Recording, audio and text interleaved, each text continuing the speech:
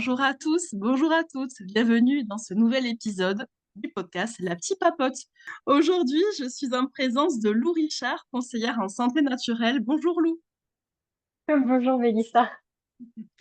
Alors, peut-être qu'en premier lieu, ça serait chouette que tu puisses te présenter. Oui, donc comme tu viens de le dire, moi je m'appelle Lou, j'ai 27 ans, je vis en région Touraine, je suis maman d'une petite fille de 1 an et demi et future maman pour la fin de l'année, donc voilà. Je suis aussi conseillère en santé naturelle, comme tu viens de le dire, donc je travaille principalement avec les huiles essentielles, les compléments alimentaires, la naturopathie. Et j'accompagne beaucoup mes clients sur tout l'aspect énergie et vitalité au quotidien. Comment sortir un petit peu de la torpeur, de la fatigue au quotidien. Donc voilà. Ok, super. C'est vrai qu'il y a un thème qui m'intéresse beaucoup, sur lequel on a échangé déjà précédemment, c'est les huiles essentielles. Lou, pour toi, quelles huiles tu pourrais conseiller pour des troubles du sommeil légers? Alors, pour les troubles du sommeil léger, pour tout ce qui va être difficulté d'endormissement, petite insomnie et choses comme ça, moi, il y en a trois que j'adore. Ça va être la lavande, donc ce qu'on appelle la lavande fine ou la lavande officinale, la camomille romaine ou encore l'orange douce. C'est trois huiles essentielles simples que j'aime beaucoup. Et sinon, j'aime beaucoup aussi, moi personnellement, utiliser ce qu'on appelle le mélange relaxant. Donc, c'est une synergie qui est à base de lavande, de différents bois, d'ylang-ylang, de camomille romaine, de vanille, et qui va vraiment venir aider à l'endormissement. Donc ça, c'est un mélange qui est déjà tout fait, qu'on peut trouver voilà, sur, Internet ou en grande surface. Je mets des guillemets à grande surface, vous comprendrez pourquoi après. Mais voilà pour mes quatre huiles essentielles chouchoutes pour tout ce qui va être accompagnement au sommeil et petites insomnies. Ok, super. Donc, ces quatre-là, tu les conseilles vraiment. C'est tes chouchoutes. Oui, c'est celle que j'ai toujours dans ma chambre. Ces quatre huiles essentielles également que j'utilise quand ma fille elle a du mal à s'endormir. Parce que oui, on peut utiliser les huiles essentielles chez les enfants. Donc on en parlera juste après sur comment choisir des huiles essentielles sécuritaires.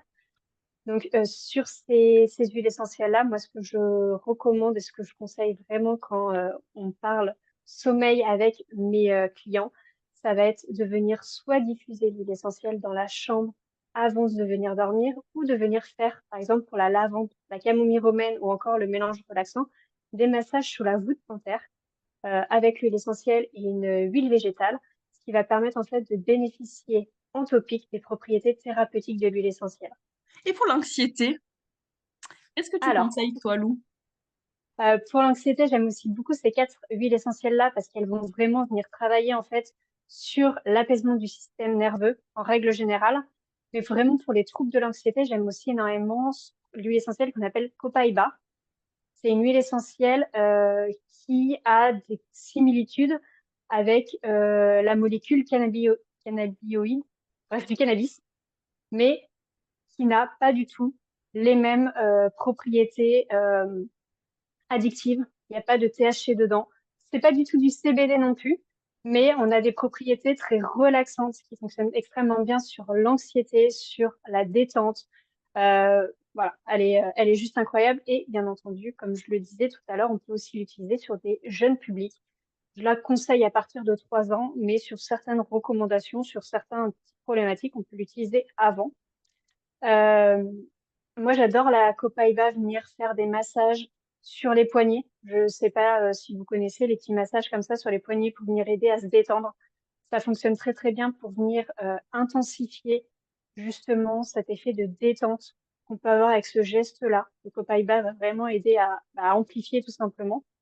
Et également, il y a un mélange, donc une synergie qui s'appelle le mélange calmant qui lui, en fait, est un petit peu à base de tout ça. Donc, d'orange, de lavande, de copaïba, de néroli, de liquide en barre. Et pareil, ça a un effet très relaxant en cas de bouffée d'anxiété. Je ne sais pas si on peut dire ça comme ça, Hmm. mais venir sentir cette synergie, venir la diffuser dans la pièce, ça va vraiment aider à lâcher un coup. Ça va venir aider à accompagner ce sentiment d'anxiété, venir se mettre un petit peu dans sa petite bulle venir faire redescendre un petit peu cet état qui peut faire un peu la boule au niveau du cœur, au niveau du ventre. Et voilà, c'est quelque chose qui fonctionne assez bien, du moins chez certains de mes clients qui l'utilisent pour ça. Après, c'est vrai que j'avais pris contact avec toi il y a quelques semaines, parce qu'il y a beaucoup de mes patients qui me parlent des traitements allopathiques contre l'anxiété, au sujet des troubles du sommeil, hein. Donc, souvent me disent, moi, j'en veux pas, Mélissa, je veux pas prendre de traitement et cherchent souvent des alternatives. Après, je pense qu'on n'est pas là ni l'une ni l'autre pour faire, euh, comment dire, le procès au traitement allopathique ou de choisir plutôt le traitement autour des huiles, etc. Mais c'est vrai que c'est une réalité. Moi, j'ai beaucoup de patients qui viennent me dire, bon, quelles sont les alternatives? Et c'est vrai qu'on peut parler peut-être d'un cas d'anxiété plutôt léger, trouble du sommeil léger, ou peut-être commencer par ça, peut-être dans un premier temps. Enfin, je sais pas ce que tu en penses, Lou, mais avant de peut-être de voir ou avoir envie de prendre un traitement allopathique. Qu'en penses-tu? Moi, je pense que tu vas prêcher une convaincue, hein. Oui, Moi, oui, oui. c'est vraiment tout ce qui est accompagnement avec les huiles essentielles ou les plantes en règle générale. Moi, c'est vraiment ce que je préfère parce qu'on a beau dire, c'est que, entre guillemets, des plantes, ça reste quand même des choses qui sont très puissantes. Par contre, il y a quelque chose qu'il faut faire attention avec les huiles essentielles, c'est que une réponse juste pour une personne ne va pas forcément être juste pour tout le monde. Je vais donner un exemple très simple qui va parler à la majorité, je l'espère, des gens qui connaissent un petit peu les huiles essentielles.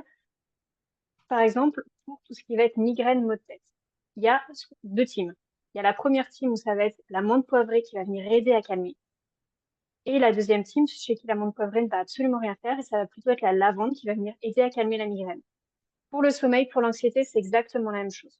Moi, personnellement, pour mon sommeil, pour m'aider à me détendre, pour relâcher tout ce qui va être anxiété, état nerveux, état de stress, la lavande, l'orange douce et le mélange relaxant fonctionnent extrêmement bien chez moi. Par contre, effectivement, moi, j'ai des clients chez qui le mélange relaxant ou la lavande sont associés à des mauvais souvenirs et du coup vont avoir, donc, principalement pour la lavande, qui va être associée à un mauvais souvenir, ne va pas avoir du tout cet effet détente. Et chez ces personnes-là, l'orange douce va beaucoup mieux marcher, la camomille romaine va beaucoup mieux marcher. Et du coup, voilà. Donc, il faut faire aussi attention à ça. C'est que une réponse en huile essentielle n'est pas universelle. Il y a plusieurs bonnes réponses pour un même mot, pour un même besoin d'accompagnement. Là, je vous parle vraiment, en règle générale, je crois que je vous en ai présenté 5 ou 6 d'huiles essentielles qui fonctionnent extrêmement bien dans la majorité des cas, mais vous n'êtes pas obligé de toutes vous les procurer. C'est-à-dire que si vous commencez par la lavande, qui est bien souvent une des huiles essentielles qui est la plus accessible d'un point de vue financier, si elle marche sur vous, vous n'avez pas besoin d'acheter l'orange douce, la camomille romaine, le mélange relaxant, le mélange calmant, le copail, voilà. Vous restez sur la lavande. Effectivement, si vous voulez amplifier par exemple les effets de la lavande au niveau de l'anxiété avec la copaïba, vous pouvez.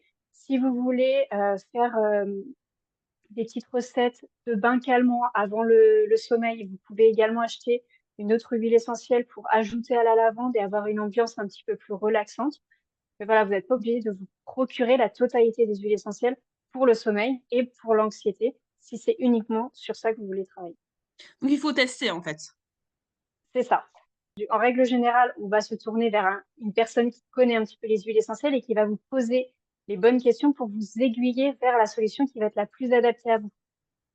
C'est parce que bien souvent, on va se dire, OK, j'ai lu dans un magazine, j'ai vu sur un post Instagram, je sais pas, voilà, j'ai vu X ou Y où il y a telle ou telle personne qui m'a parlé de ça. Ça va forcément marcher sur moi. Ces personnes-là, ça a peut-être marché sur elles. C'est peut-être des conseils qui fonctionnent de façon générale, mais elles vous posent pas forcément la question à vous pour vous comprendre vous et comprendre comment vous fonctionnez. Et du coup, essayez de trouver la meilleure réponse à vous pour éviter que vous achetiez 36 000 produits. Parce que moi, c'est vraiment ce qui m'importe. Euh, je vais reprendre vite fait au niveau de la migraine. Quand j'ai une cliente ou un client en face de moi qui va me demander de l'aide pour la migraine de façon naturelle pour aider à soulager, je vais poser différentes questions pour savoir si je vais plutôt l'orienter sur la menthe ou sur la lavande.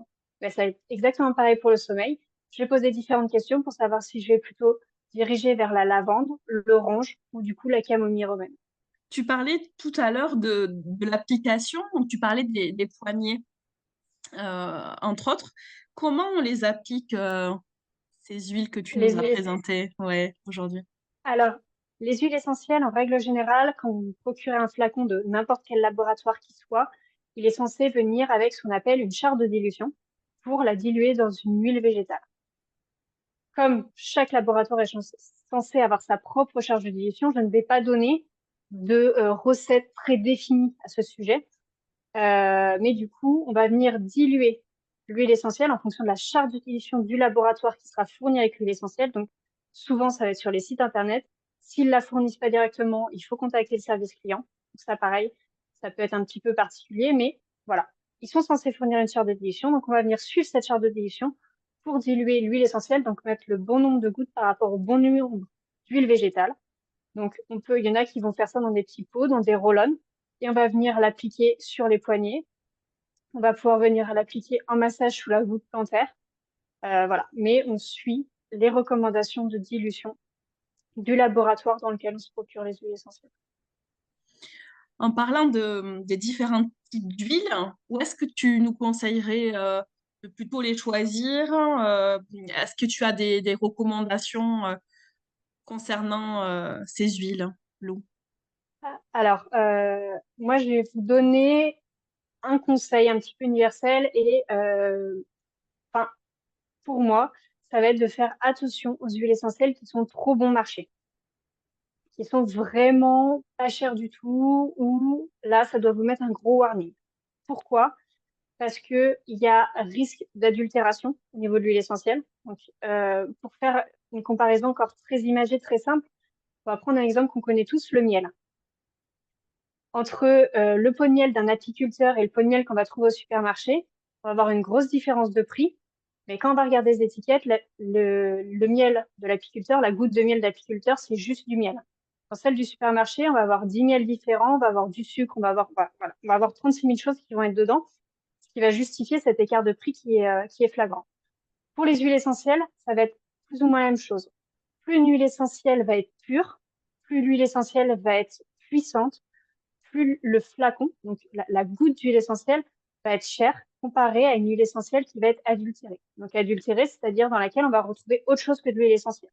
On va retrouver des solvants, on va retrouver des alcools, on va pouvoir retrouver d'autres huiles essentielles, donc de plantes de la même famille avec des propriétés moins efficaces, comme par exemple pour la lavande, on retrouve très très souvent des molécules de lavandin à l'intérieur du flacon d'huile essentielle.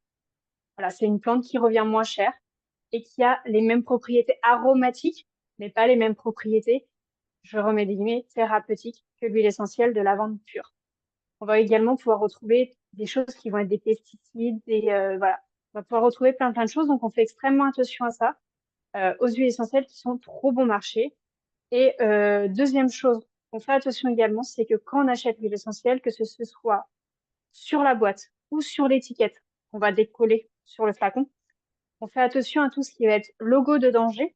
Donc, si c'est marqué s'il y a le logo reprotoxique. Si on a tous ces logos-là de danger, dangereux pour l'environnement, euh, les logos qu'on retrouve là sur les solvants ou c'est corrosif, voilà, c'est le mot que je cherche, etc.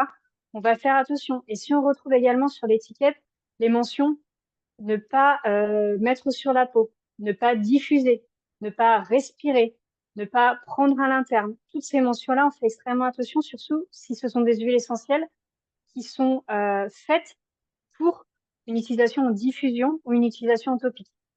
Moi, je pense à la lavande, par exemple. J'ai une de mes clientes qui m'a déjà emmené un flacon de lavande sur lequel il était marqué ne pas diffuser, ne pas inhaler, ne pas mettre sur la peau. Le utilise comment la lavande? J'allais dire C'est la comment on question. fait? Voilà, voilà. Vous avez 3 heures. Donc, voilà, c'est ces mentions-là et les logos qu'elle avec, c'est les logos qu'elle est avec, ils disent exactement la même chose. Quand on a ces mentions-là sur son flacon ou sur la boîte du flacon ou encore qu'on retrouverait sur le site internet du fabricant, ça doit nous mettre un gros warning en tête et on va plutôt se tourner vers un autre flacon d'huile essentielle, vers un autre laboratoire pour justement pour garantir aussi une certaine sécurité pour notre utilisation. C'est pas parce qu'on va se dire qu'on va utiliser qu'une seule goutte de cette huile essentielle il ne peut pas y avoir des répercussions, des effets cumulés ou des effets papillons sur notre santé. Donc, on fait extrêmement attention. Notamment pour l'utilisation pour les enfants et les femmes enceintes. C'est le même système, on prend contact avec le labo, on regarde les notices. C'est ça qu'on doit faire, Lou? C'est exactement ça. Déjà, alors pour ces deux publics, qui sont des publics quand même fragiles, il faut savoir qu'il y a des huiles essentielles qui sont 100% interdites pour ces deux publics-là. J'en parlais tout à l'heure, par exemple, la menthe poivrée, interdite pour ces deux publics avant 12 ans. Et tant qu'il y a une grossesse ou un allaitement court, on n'utilise pas la menthe poivrée chez ces publics-là, par exemple. Il y a d'autres huiles essentielles, pareil, auxquelles il faut faire attention. Mais par exemple, toutes celles dont j'ai parlé aujourd'hui peuvent être utilisées chez les enfants et chez les femmes enceintes. Sauf qu'il faut faire attention, il faut que les chartes de dilution soient adaptées au public. Il faut que l'utilisation soit également adaptée au public. Exemple tout bête, un enfant peut utiliser les huiles essentielles à partir de 3 mois, mais bien entendu, on va pas venir faire un badigeonnage au niveau des tempes, du ventre, des pieds, etc. On va plutôt préférer des diffusions sèches. Donc, mettre une petite goutte d'huile essentielle sur un mouchoir à côté du lit, donc qui ne soit pas accessible à l'enfant, pour commencer l'utilisation des huiles essentielles sur l'enfant. Et petit à petit, à partir d'1 an, on va pouvoir commencer à venir faire des massages en voûte plantaire. À partir de 3 ans, ils vont pouvoir commencer à s'autonomiser. Et chez les femmes enceintes, pas avant 3 mois de grossesse, donc pas avant la fin du premier trimestre. On évite toute la zone qui sont les seins, le ventre, pour une raison qui paraît logique. Et pareil, on fait attention à la dilution. Une dilution femme enceinte, c'est une dilution enfant. Pareil, pour des raisons qui peuvent paraître assez logiques, comme on porte la vie, pour éviter que voilà, il y ait des choses qui se passent. Du coup, tu disais parce que voilà, on porte la vie, c'est des recommandations qui paraissent logiques. Oui, tout à fait. Il y a beaucoup de logique et en cas de doute, en cas de questionnement, n'hésitez pas à vous tourner vers une personne qui a des connaissances dans ce domaine-là. Est-ce qu'on peut te retrouver, Lou? Parce que bon, t'es dans la Alors, région Touraine, mais mes auditeurs vont dire, bah dis donc, elle va interviewer des gens loin, parce que nous, on est dans les PO, hein, tu le sais. oui. Alors, on peut me retrouver très facilement sur Instagram, pour ceux qui ont Instagram, et pareil, par mail. On peut prendre rendez-vous, etc. Il n'y a aucun souci. Voilà, pareil sur WhatsApp, je suis très disponible. J'ai encore des clients qui m'ont envoyé des messages ce week-end. Je suis très disponible pour échanger, pour répondre aux questions. Donc là, il n'y a aucun souci. Et je pense que tu mettras la liste bah, de mes coordonnées. Ça, je Voilà. laisserai tout quand je vais publier effectivement ce podcast pour qu'on puisse se retrouver facilement.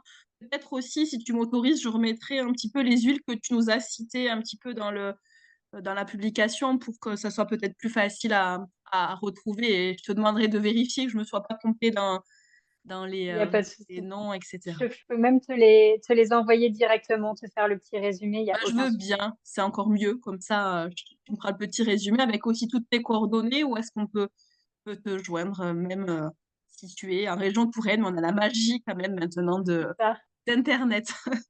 Je te De la remercie visio, du de la téléphone. visio, ouais, c'est vrai. Je C'est te ça. remercie d'avoir accepté cette invitation. Merci beaucoup à toi de m'avoir proposé cette opportunité de parler encore une fois de mes coups de cœur, les huiles essentielles.